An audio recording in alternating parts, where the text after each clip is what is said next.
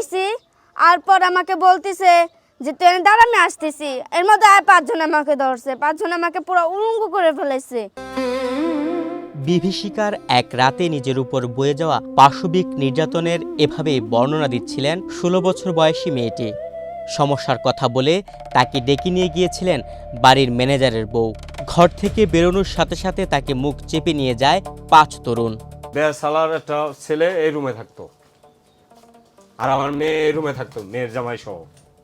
আর বেসালার এই রুমে থাকতো, এই রুমে। হ্যাঁ, এখান থেকে ওরা ঘরের তো মুখ যাইটা ধরে নিয়ে ওখানে গেছে। সঠিক প্যাড আর সঠিক তথ্য দিয়ে এসব সামলে নিব এক হয়ে। Monalisa sanitary napkin. ঘরের সামনে থেকে তুলে নিয়ে পাশের বাড়ির উঠানে তার উপর যৌন নিপীড়ন চালানো হয়। শুধু তাই নয়, মেয়েটিকে বিবস্ত্র করে হাত পা বেঁধে সারা রাত মাটিতে ফেলে রাখা হয়। এ সময় একে একে 4 জন তরুণ তাকে ধর্ষণ করে, আর আরেকজন ভিডিও করে রাখে বলে কিশোরীর অভিযোগ। আর অনেক মুখ বাঁধছে, হাত বাঁধছে, বাঁধার পর পা বাঁধার পর আমাকে অনেক করছে। 4 জন আমার সাথে খারাপ করছে, আর একজন আমার ভিডিও করছে। ওই ছেলেদের চিনতে পারি না, ছিল মজিবর, তারপর ছিল রানা, মেহেদি, সাকিব, আরেকটা ছেলে ছিল, আমি চিনতে পারিনি তাকে, মানে আমি কোনো সময় দেখিনি তাকে। কিশোরীর উপর চরম নির্যাতনের এই ঘটনা সাভারের কাউন্দিয়ার আলীনগর এলাকার। ঘটনা শুরু গত 20 মে। সেদিন রানা ও সোহেল নামের 2 যুবক ঘরে ঢুকে ওই কিশোরীর উপর যৌন নিপীড়ন চালায়। এ সময় একজন নির্যাতন করে, অন্যজন ভিডিও ধারণ করে। এরপর ওই ভিডিও দেখিয়ে একে একে আরও 3 জন পাশবিকতা চালিয়েছে বলে ভুক্তভোগীর অভিযোগ। 20 তারিখে আমার ঘরে ঢুকছে রানা আর একটা ছেলে, মাস্ক পরা ছেলে আমার ঘরে ঢুকছে। ঘরে ঢুকে আমার মানে আমি চিৎকার দিতে লইছি, এর মধ্যে আমার মুখ আটকাইছে। পর আমার সাথে অনেক খারাপ করছে। আরেকটা ছেলে ভিডিও করছে, আর আমাকে বলে গেছে যে আমাকে মেরে ফেলবে আর ভিডিও ছেড়ে দেব। তার জন্য আমি আমার জামাইকেও বলি নাই ডরে।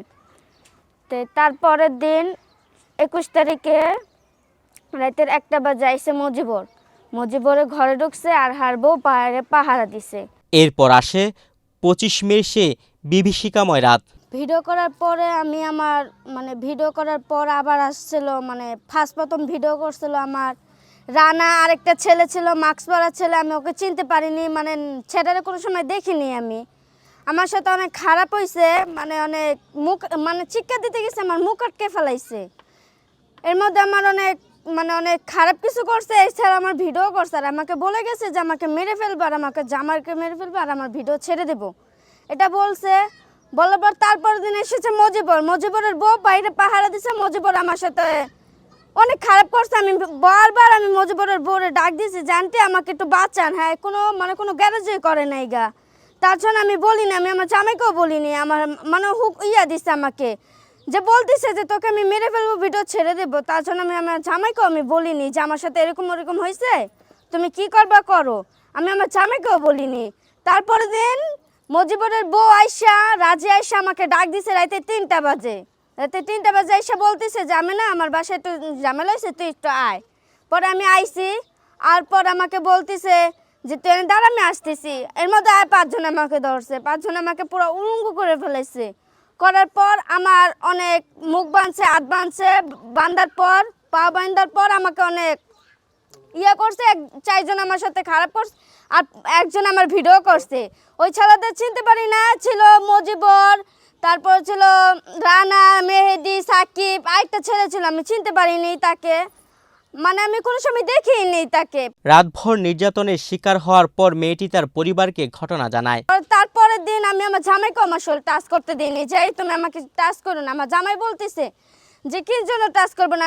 পরে আমি কইলাম যে টাচ করো না তুমি আমার। পরে আমার ভাইরে ডাকাইছে, ডাকানোর পর আমি আমার বাইরে সব খুলে বলছি যে আমার সাথে এরকম হয়েছে, ভাই তুমি কি করবা করো। পরে আমার ভাই রানা আইসে, রানার বাইক করছে, বাইরে বাইক করে পরে পাবলিকে ধরে মারছে। এখান থেকে থানায় গেছি, থানায় বলতেছে যে যদি কেউ শিখায় তাহলে বুঝবা বারিক সমস্যা, এটি বলতেছে আমাদের।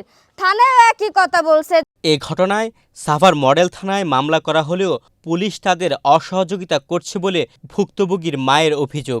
আমার মেয়ের সাথে যে ঘটনাটা ঘটছে, এই ঘটনার কোনো বিচার আমি এখনো পাই নাই।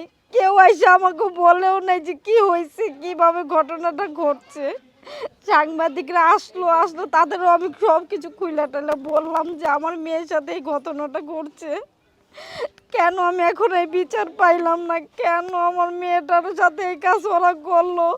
আসামি পক্ষের লোকের সাথে কেন পুলিশ ঘুরবে, আসামি পক্ষের লোকের সাথে ঘুরে কেন আমাদের পুলিশ আয়া বলবে যে আমরা আসামি ধইরা দিব। কেন আমরাও কি মামলা করছি না, আমরা কি মামলা দেই নাই? আমার যে সমস্যা আমাকে না দেখে আসামি পক্ষের সমস্যা দেখে।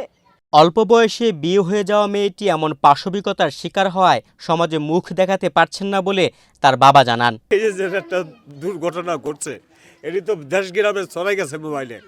এই মুখ দেখানোর মতন উপযুক্ত নাই। মন চায় মধ্যে মধ্যে ফাঁসিতে মরে যায় স্যার। কেলে স্যার এছাড়া আর কোনো উপায়ই নেই। কোনোদিনও বাড়ি ঘরে যাইতার না এই মেয়ের জন্য, এই যে এই অবস্থার জন্যে খুব খারাপ অবস্থায় আছি স্যার আমরা। এই ঘটনায় দায়ের হওয়া মামলার তদন্ত চলছে বলে জানিয়েছেন সাভার মডেল থানার ওসি তদন্ত নূর মোহাম্মদ।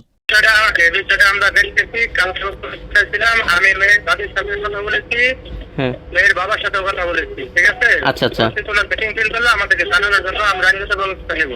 আচ্ছা আচ্ছা আচ্ছা। আর সার্বিক বিষয়ে আপনি যেহেতু তদন্ত কর্মকর্তা হিসেবে এই মামলার দায়িত্বে আছেন, সার্বিক বিষয়টা আপনার চোখে কি অবস্থা, কি দেখলেন আর কি যদি একটু সংক্ষেপে বলতেন ভাই। তদন্তাধীন আছে, ঘটনার সত্য মিথ্যা এখনো বলা যাবে না, কারণ তদন্তাধীন আছে। মেডিকেল রিপোর্ট পর্যালোচনা করিয়া তথ্য সাপেক্ষে এবং সাক্ষ্য গ্রহণের পরবর্তীতে বলা যাবে যে মামলা তদন্ত বলা যাবে। আদালত তদন্তাধীন তো সেই মধ্যে কিছু বলা যাবে না। অকথ্য নির্যাতনের শিকার হয়ে মানসিকভাবে ভেঙে পড়েছে ওই কিশোরী। তার চাওয়া অপরাধীরা যেন দৃষ্টান্তমূলক শাস্তি পায়। আমি বিচার যে অগজনে ফাঁসি হোক, তার জন্য আমার যে জায়গায় যাওয়া লাগে আমি সেখানেই যাব। ওগো ফাঁসি চাই, আমি আর কিচ্ছু চাই না, ওগো ফাঁসি হোক। তুহিন ভুইয়া, বাংলাদেশ প্রতিদিন।